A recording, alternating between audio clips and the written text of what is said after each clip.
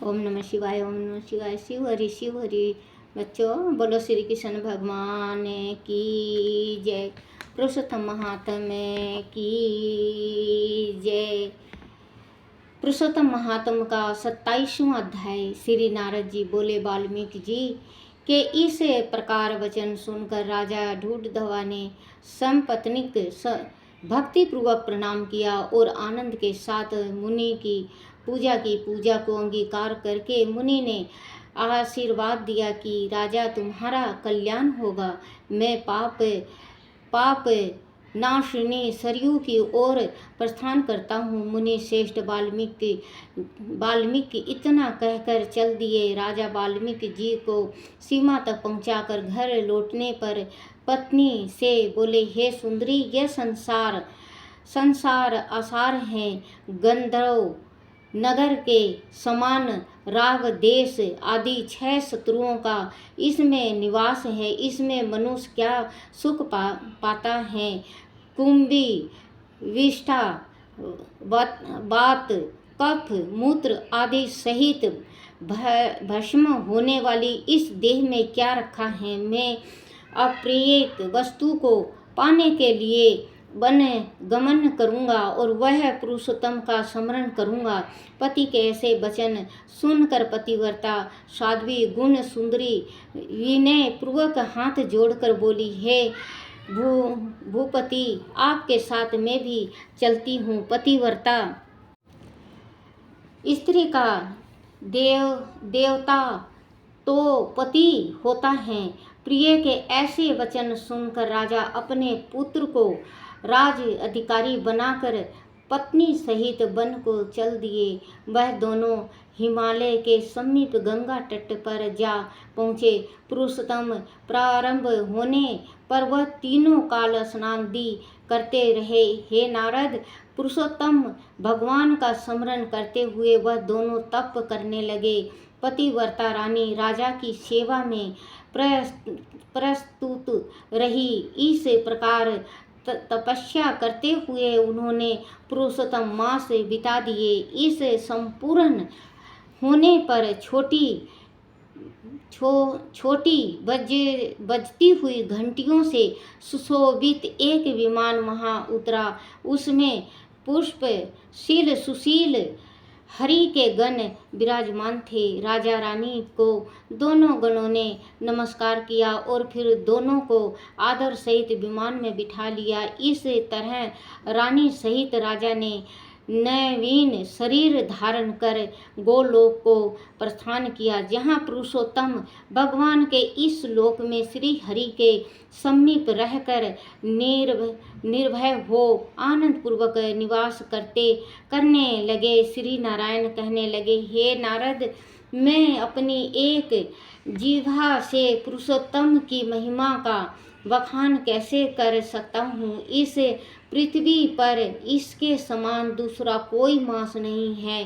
शस्त्र 100 जन्म तक करने से भी ऐसा सुफल नहीं मिलता जैसे कि पुरुषोत्तम मास में व्रत रखने पर मिलता है। भूले विसरे में उपवास, स्नान, दान और जप करने से जिस प्रकार इस वानर के केवल 3 रात्रि के स्नान मात्र करने से कोटि कोटि पापों का नाश हो गया, उसी प्रकार कोटि जन्मों के पापों का शमन हो जाता है। वह सब मासों में पुरुषोत्तम मास श्रेष्ठ है। उसकी कृपा से दुष्ट वानर भी हरि के संध्या को पा गया। नारद जी ने पूछा, वेदों में मानव जन्म को ही संपूर्ण अर्थ का साधन बताया गया है, परंतु वह अज्ञानी वानर भी इस सेवा से कैसे मुक्ति पा गया। हे तपोनिधि, सर्व जनों के हित रथ यह कथा मुझे सुना दीजिए कि वानर ने 3 रात्रि कहाँ स्नान किया और वह कौन था। कहाँ का निवासी था और उसे क्या फल मिला। श्री नारायण ने बताया कि हे नारद, केरल प्रदेश का वह एक अति लोभी ब्राह्मण था। पिता ने उसका नाम चित्र शर्मा रखा था। धन के लोभ में लिप्त रहने के कारण वह कभी भी अच्छा भोजन नहीं कर पाता था, ना अच्छे वस्त्र पहना करता था। उसी मूढ़ता ने उसे ने कभी हवन करने दिया, ना वह पितरों की तृप्त कर सका। यश के निमित्त भी उसने कभी कुछ पुण्य दी नहीं किया। स्त्री पुत्र दी का भी पालन उसने नहीं किया। इस तरह वह केवल अन्य अत्याचार करके केवल धन संचय में लगा रहा। माघ में उसने तिल मात्र तक दान नहीं किया। कार्तिक में दीप दान तथा ब्राह्मणों को भोजन कराना चाहिए, वह भी उसने नहीं किया। वैशाख में धन का दान और अन्य मासों में भी इस प्रकार का कोई भी दान उसने नहीं किया। सूर्य की संक्रांति, सूर्य चंद्र के ग्रहण के अवसर पर हवन, जप, दान आदि जो करना चाहिए उसने वह भी कभी नहीं किया।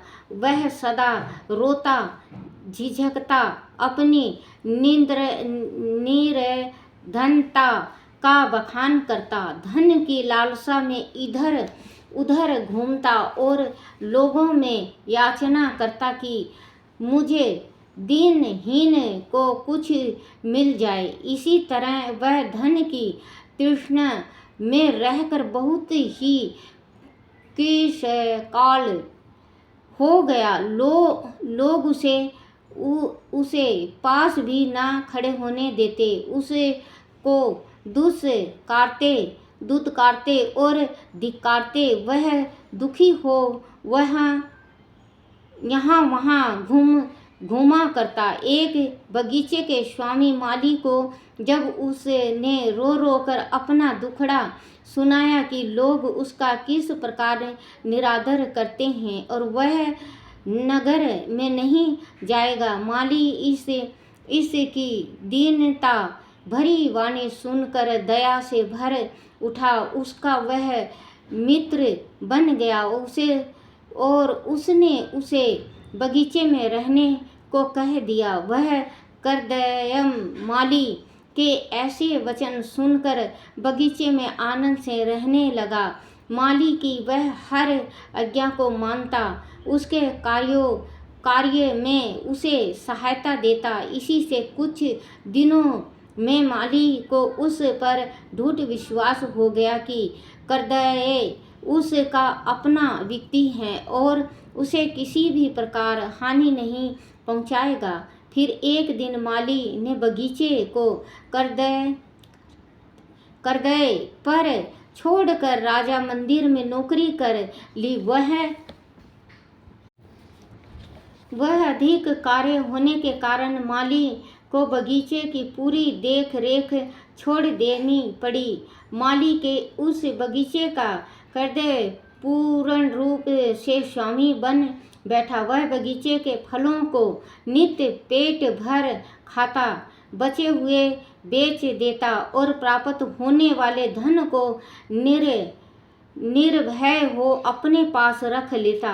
बगीचे का स्वामी जब भी उससे आकर बिक्री प्राप्त होने वाले धन के विषय में पूछता तो वह अत्यंत असत्य बोलकर कहता, हे भैया, मैं तो नगर में भिक्षा मांग कर गुजारा करता हूँ। बगीचे के फलों की रखवाली करते करते परेशान हो गया, लेकिन पक्षी सारे फलों को खा जाते हैं। करदय की बात पर विश्वास करके वह माली लौट जाता। इस प्रकार फलों को खाते बेचते उसे करदय ने 27 बरस बिता दिए। तब वह दुर्गति विंद विद विदु विद्रपान में आकर अत्यंत जंजीर हो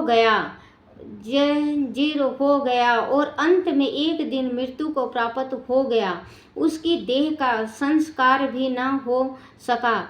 वेद ज्ञानों का कहना है कि विद्वानों का कहना है कि बिना भोगे हुए पाप कभी छीन नहीं होता। यमदूत ने आकर उसे पर मुदगरों का प्रहार किया तो वह रुदन कर अत्यंत कष्ट पाता हुआ यमलोक के मार्ग पर चलने लगा। मार्ग में चलते चलते वह अपने कुकर्मों के लिए रोता चिल्लाता था। आह, मुझे मूढ़ की मूढ़ता तो देखो कि मैंने देव दुर्लभ भारत भूमि में जन्म पाकर भी क्या किया।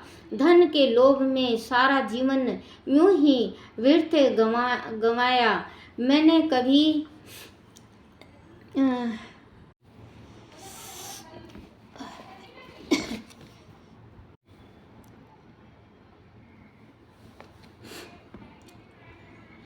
पाकर भी क्या किया। धन के लोभ में सारा जीवन यूं ही व्यर्थ गंवाया। मैंने कभी कोई दान नहीं किया, कभी हवन जाप तो दूर की बात है, कभी मकर के सूर्य में गंगा का स्नान तक नहीं किया। पुरुषोत्तम मास के अंत के 3 उपवास भी नहीं किए। मैंने धन के लोभ में पड़कर अपनी देह को भी नहीं सुधारा। मेरा संचित धन पृथ्वी में गड़ा रहकर व्यर्थ गया। मुझ दुष्ट बुद्धि ने सारा जीवन कलेश में ही बिताया। इस तरह वह करुणा विलाप करता हुआ यम के समक्ष जा पहुंचा। उसे देखकर चित्रगुप्त अशुभ कर्मों के लेखों को देखते हुए धर्मराज से बोले, इस करदैव ने ब्राह्मण होकर अधर्म कार्य किए हैं। ये धन के लालच में कभी कोई शुभ कार्य नहीं किया और इसे के विपरीत बगीचे में रहकर इसने अनेकों कुकर्म किए हैं। बगीचे के स्वामी के साथ विश्वासघात कर उसके फलों को खाया और बिक्री कर उसका धन उसे नहीं दिया। इस तरह उसने चोरी का पाप किया है। इसे ने अपनी साध्वी पत्नी, पुत्र पुत्री, जमाता, भाई आदि किसी को भी संतुष्ट नहीं किया। इसने लोभवश हो कभी अच्छा खाया पिया तक नहीं, अच्छा वस्त्र तक नहीं पहने। इसके 2 पाप अति अघन जंगम है। श्री नारायण बोले, हे नारद, चित्रगुप्त के ऐसे वचन सुनकर धर्मराज अत्यंत क्रोधित हुए। उन्होंने कहा कि पहले इसे 100 जन्म तक वानर योनि में रखो, तत्पश्चात इसे विश्वासघात करने का फल मिलेगा। बोलो श्री कृष्ण भगवान की जय। श्री पुरुषोत्तम महात्म्य की जय। अपने अपने माता पिता की जय। गुरुदेव महाराज की जय। बच्चों, मेरे आँख में बहुत ज़्यादा तकलीफ़ है। आज आँख खुल ही नहीं रहा है। मेरे से गलती हो तो मुझे माफ़ करना। ओम नमः शिवाय, ओम नमः शिवाय बच्चों। ओम नमः शिवाय, ओम नमः शिवाय बच्चों। आज एकादशी है। एकादशी नमः शिवाय, ओम नमः शिवाय। शिव हरि बच्चों। बोलो श्री कृष्ण भगवान की जय। आज एकादशी का कहानी कर रही हूँ मैं। बोलो एकादशी माता की जय। धर्मराज बोले, हे भगवान, अब आप सावन शुक्ला एकादशी की कथा का वर्णन कीजिए। भगवान बोले कि इस एकादशी का नाम पुत्रदा है। जिसके पुत्र न हो इस व्रत को करने से पुत्र प्राप्त कर सद्गति को पाता है। प्राचीन काल में एक नगर में महाजीत नाम का राजा राज करते थे। वह निसंतान थे। राजा के सभी सुख होते हुए भी राजा हमेशा उदास रहता था। एक दिन राजा ने सारी प्रजा एकत्रित कर अपने तन और मन की बात कही। तो प्रजा ने कहा कि हे राजन, आप अपने कुल गुरु लोमेश ऋषि के पास पहुँच कर अपना मन की व्यथा सुनाइए, जिससे वह अवश्य कुछ उपाय बतलाएंगे तथा जिससे आप का यह मन कष्ट दूर हो जाएगा। राजा ने अपनी प्रजा के साथ लोमेश ऋषि के आश्रम में पहुंचकर उन्हें प्रणाम किया। कुशल मंगल के बाद राजा ने अपने पुत्र न होने के कारण वह पुत्र प्राप्ति का उपाय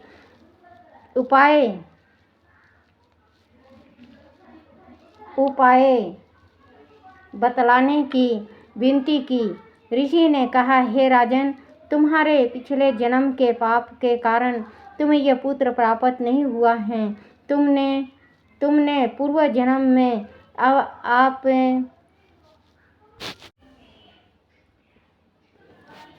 जन्म में ब्याही गाय को पानी पीते हुए भगा दिया था। इस कारण तुम्हें पुत्र नहीं हुआ है। इसलिए आगे कभी किसी जीव को मत सताना। और पुत्र पाने के लिए यदि आप सावन शुक्ला एकादशी का विधि पूर्वक व्रत करोगे तो आपके अवश्य पुत्र होगा। राजा ने अपने नगर में आकर मुनि के कथा अनुसार सावन शुक्ला एकादशी का व्रत किया, जिससे उसको पुत्र उत्पन्न हुआ। इसलिए पुत्र पाने की इच्छा रखने वाले को पुत्रदा एकादशी का व्रत रखना चाहिए। बोलो श्री कृष्ण भगवान की जय। हे नाथ नारायण वासुदेवाय, हे नाथ नारायण वासुदेवाय। श्री कृष्ण गोविंद हरे मुरारी, हे नाथ नारायण वासुदेवाय, हे नाथ नारायण वासुदेवाय, हे नाथ नारायण वासुदेवाय। श्री कृष्ण गोविंद हरे मुरारी, हे नाथ नारायण वासुदेवाय। बोलो श्री कृष्ण भगवान की जय। अपने अपने माता पिता की जय, अपने अपने गुरुजनों की जय। हे मेरे श्री कृष्ण भगवान, हमारे पितरों जी महाराजों को मोक्ष देना, मोक्ष देना, मोक्ष देना।